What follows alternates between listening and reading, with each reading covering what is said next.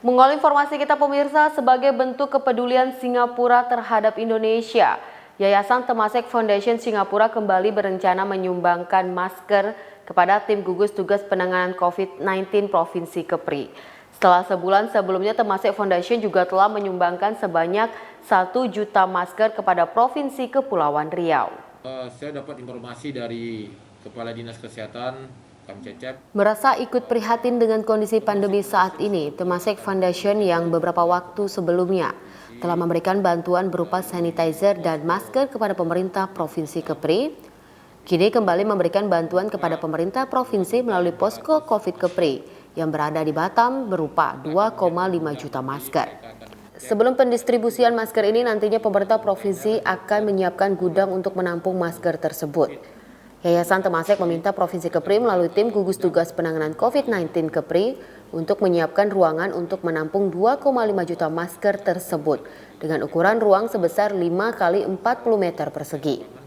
Sebanyak 2,5 juta masker ini nantinya akan dibawa dari Singapura menggunakan kontainer sebanyak 5 kontainer. Dan Buralimar, tim gugus tugas posko COVID-19 Kepri di Batam mengatakan nantinya masker ini akan didistribusikan ke masyarakat, siswa sekolah dan orang-orang tidak mampu yang tidak dapat membeli masker.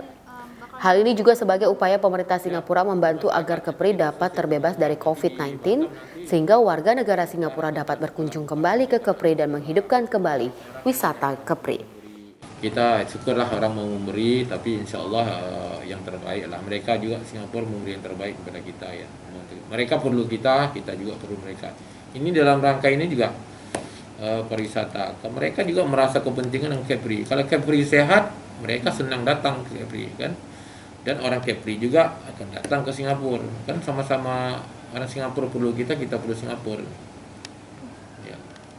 Kan sudah ditulis tuh di media bahwa Singapura dan Malaysia tanpa Kepri hambar dia.